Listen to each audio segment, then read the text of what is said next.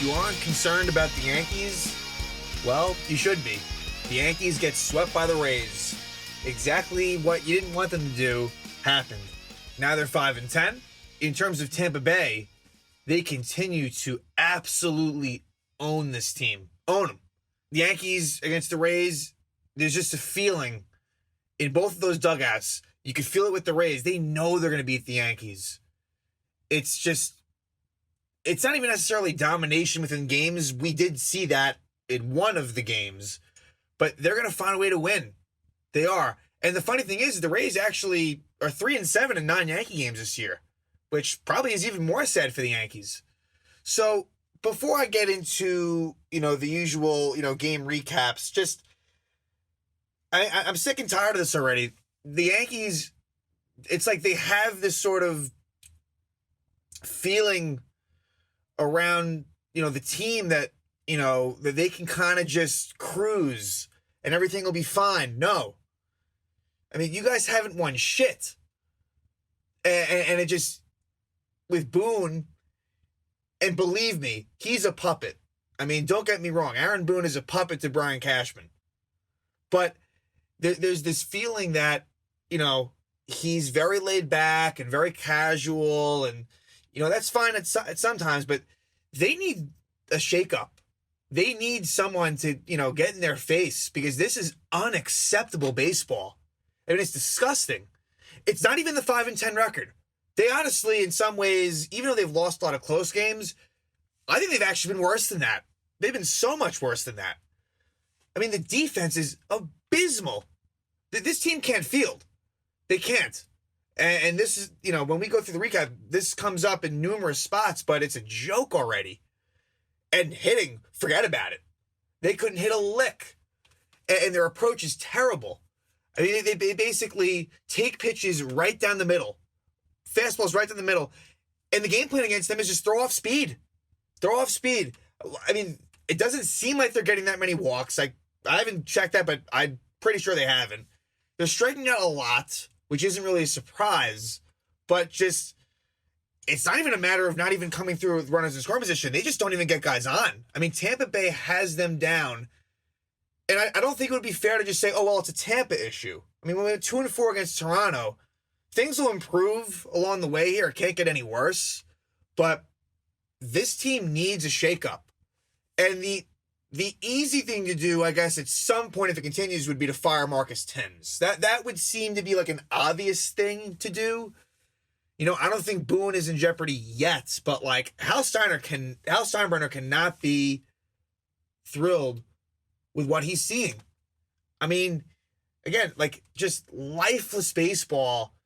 Just when you think it's at its worst, they find a way to outdo themselves. So just really frustrating. And this is not just like a 2021 issue.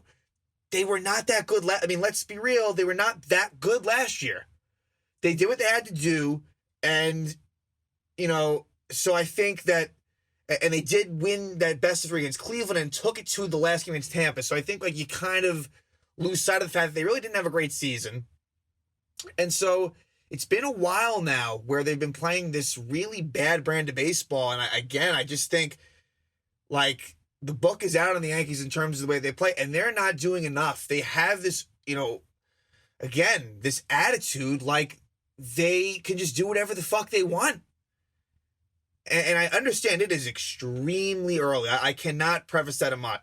I cannot say that enough. It is so early.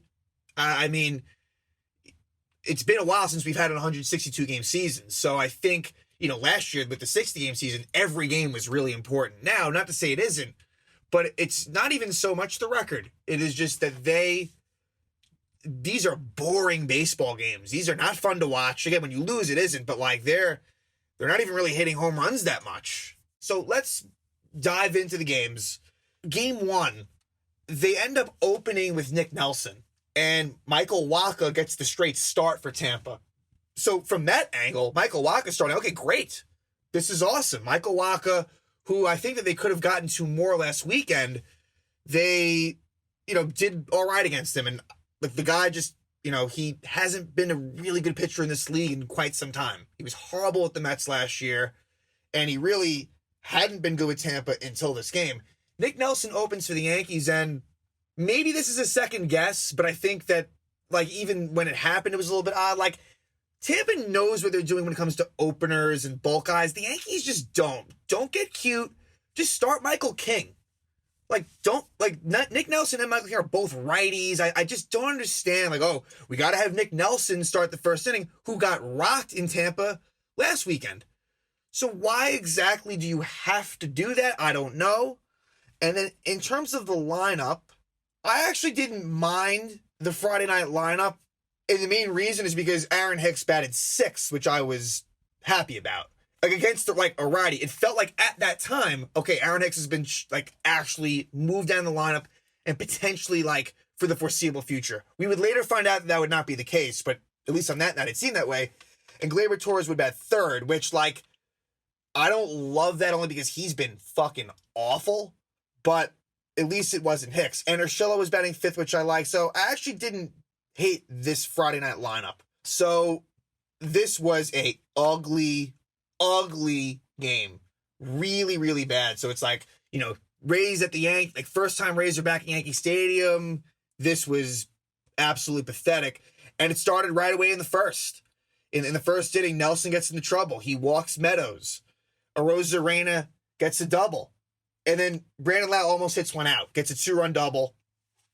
That would make it 2-0. And then, you know, Nelson would escape further damage. So it ends up, you know, they were kind of lucky to even be down 2-0 at that point.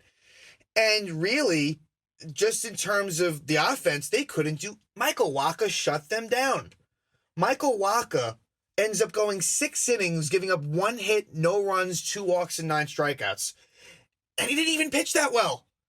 There was hittable pitches that they just couldn't do anything with. It was unbelievable. But Michael Wacha, like, for as good of a line as he had, he wasn't even that impressive. It was absolutely pathetic. Michael King ends up pitching 3 scoreless innings, got into some trouble, and, you know, I think they would have maybe liked for more than 3 innings, but, yep, hey, look, he gave up no runs. And then in the top of the 5th, this is when things really get out of control. And blame Luis Sessa a bit, but also blame the really poor defense. So Joey Wendell gets a single, start the inning, infield hit, then Manny Margot strikes out. Then it's an RBI double for Mike Brasso, which would make it 3-0 at the time. So, of course, Brasso continuing to kill the Yankees, no shock. Then the normally short-handed Gio Urshela could not come up with a hard smash by Willy Adames. That would score Brasso and get Adames over to second, and that would make it 4-0. So, I mean, at that point, it's like, you know, game over. Game over. So, at this point, there was 1 out. And then Zunino and Meadows walk. So, it's bases loaded, 1 out. And Arozarena hits a double play ball. Torres to Odor, and Odor just throws it away. So it would have ended the inning in 2 runs scored to make it 6-0. Just a total, if they had any chance, that completely ruined it. So Rougned Odor, who, you know, he did it a home run in the Saturday game, but the guy is nothing. I mean, I knew that the moment that he was brought in, like the fact that he's starting games, and I guess we'll get into this right now, Jay Bruce actually ends up retiring. So I said in the last episode, I don't think Jay Bruce is going to make it on this Yankee roster through this weekend. I was right. Not in the way I thought it would be, but yeah, Jay Bruce walks away from the game. Clearly, he didn't have anything left. He shouldn't have even been in this position in the first place. Like, he wasn't going to make the team, and then Luke Voigt got hurt. So yeah, Jay Bruce, terrible. You know, wish him well in retirement. Rougned Odor, like, that's the answer at second base? Yeah. And again, Yankees have the issues are so much bigger than, like, Jay Bruce and Rougned Odor. I'd be pretty surprised if he lasts on the roster through the remainder of the season. At some point, he's going to go.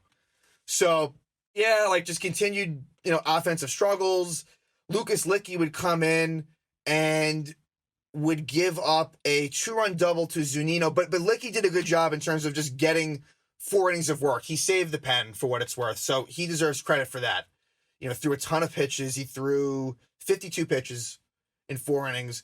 And Giancarlo Stanton would hit a meaningless 2-run home run in the 7th. So, and the Yankees will lose 8-2. And in this game, Yankee fans were throwing balls in the field, and you hate to see that. I mean, that is, I understand the fans are frustrated, and they should be. But, you never want to see, things thrown on the field. So, ugly game all around. And so the Yankees lose that one 8-2. Game 2 would be a matchup between Tyler Glasnow and Jordan Montgomery.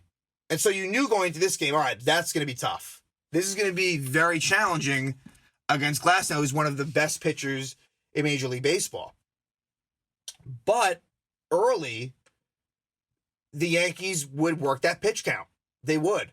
So a 2-out rally, and let me see the lineup. The lineup for this game, Hicks is back to batting third. So, automatically, that one night of batting sixth is gone.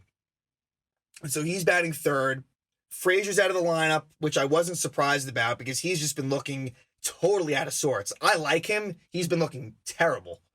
So in this game, you have, Gardner batting sixth, which is not a surprise. They love having that lefty batting third, lefty batting sixth, and then, Odor batting ninth. So, again, pretty much the same old crap here.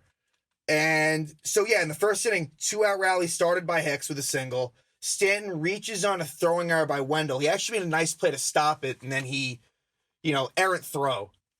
Torres works a walk, so it's bases loaded, 2 outs for Brett Gardner. Actually worked a pretty good at-bat, but of course he grounds out to first, which that is not a surprise at all. And then, of course, the next inning, top of the second, Francisco Mejia, Yankee Stadium home run for Mejia, just clears the seats. Montgomery in this game really pitched pretty well, but the home run ball got him again. So I think behind Cole, Montgomery has clearly been the best. But again, you wouldn't want Jordan Montgomery to be your 2. But, Montgomery has been okay. I'll say he's been okay. So Mejia gets the home run. Yankees, in the second inning, get a couple of walks by Sanchez and Urshela.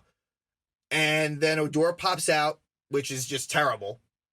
And then DJ LeMahieu, one of the few guys that can do stuff in this team, and even he hasn't been great this year, but one of the few guys, gets an RBI single. But then Judge strikes out. There's a wild pitch, so it's second and third for Aaron Hicks, who lines out to Mike Brosseau. And I think he was a soft. I don't think it was anything hit too hard. So it stays 1-1. And fast forward to the top of the fourth, 1-out walk to Austin Meadows.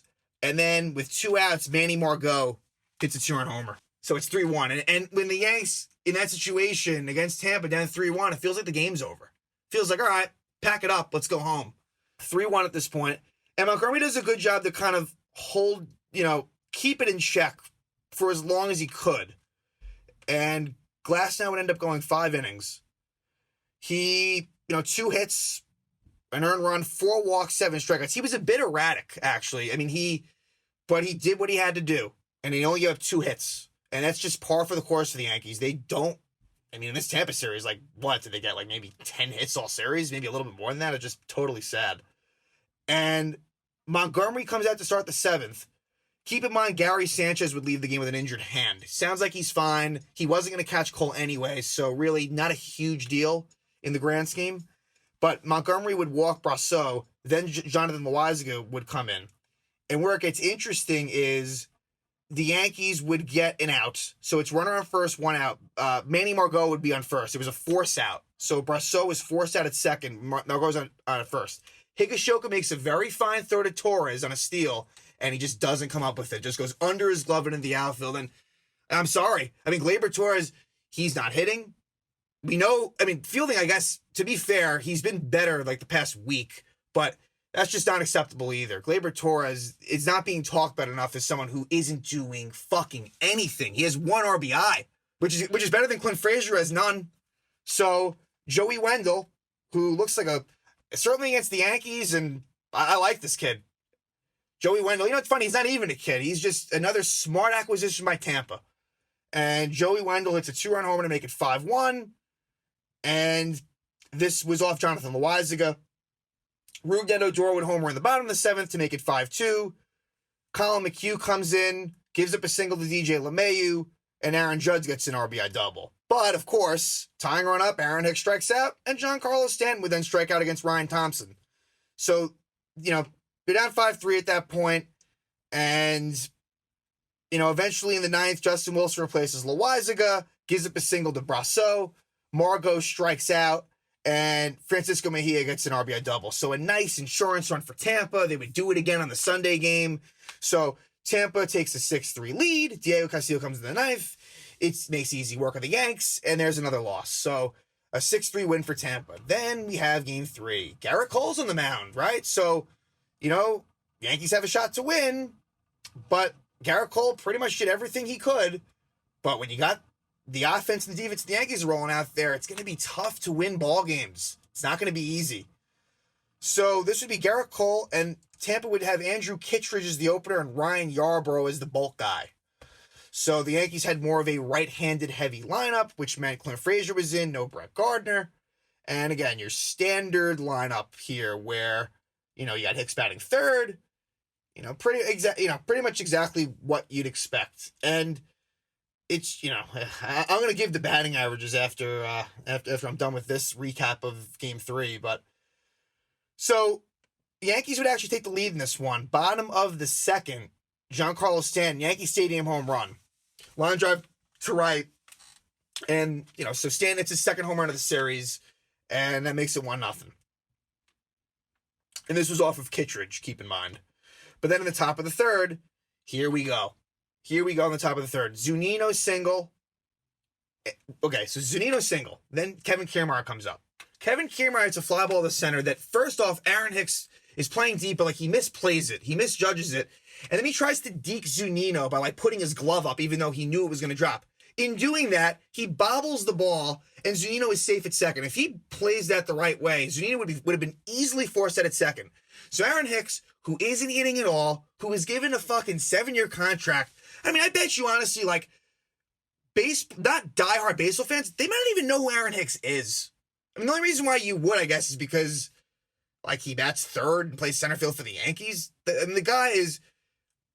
Yankee fans, I think, are done with Hicks. He was getting booed like crazy this game, and I was livid. Could not stand it. So, but it doesn't stop there. Next batter, Yandy Diaz gets a single to center. Do I think Zunino would have scored from second? Yeah, possibly. But Hicks Hicks can't field it cleanly, so Kiermaier goes to third. And with Cole on the mound, that is important. Cole, which he basically did again today, was able to kind of lock it down. If it was first and second, no outs, Cole can do what he needs to do. But when it's first and third, no outs, that's a tough, it's going to be tough at that point. So Hicks messes up 2 plays in a row in a major way, and he just looked lackadaisical out there. I mean, what are you doing? What are you doing?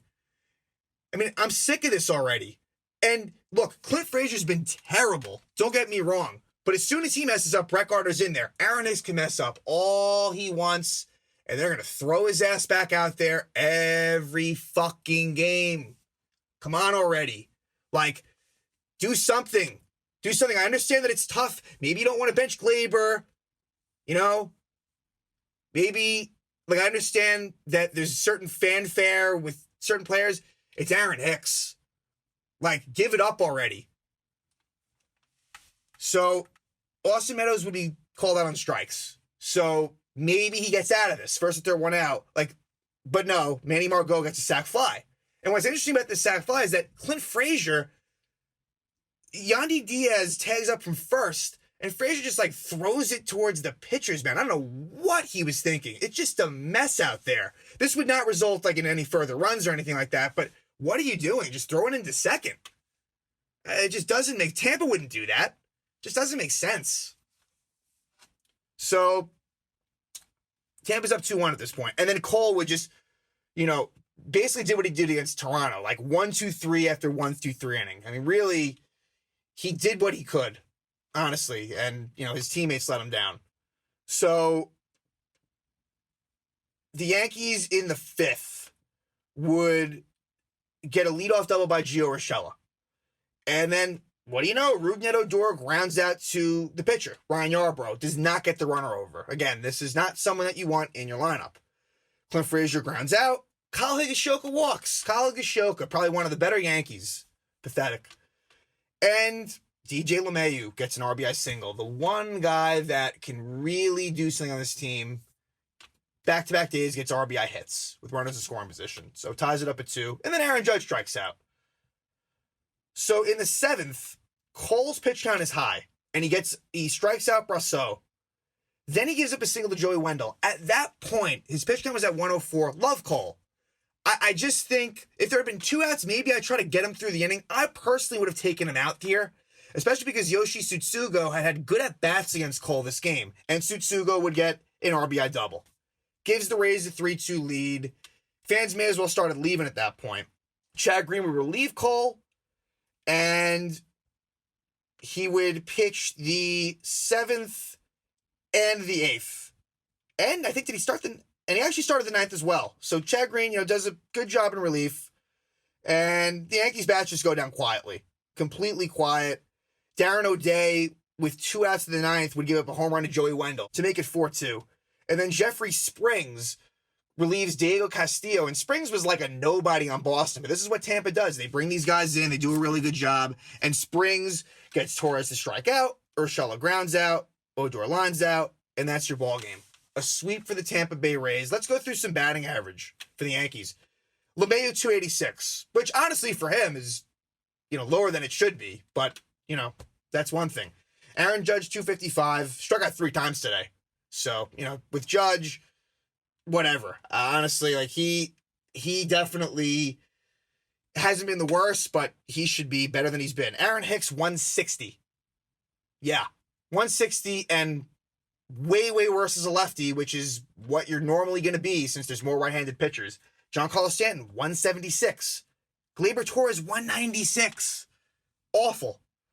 Urshela, 250. Odor, 125. Clint Frazier, 167. And that's just who was in the lineup. So, yeah, really bad.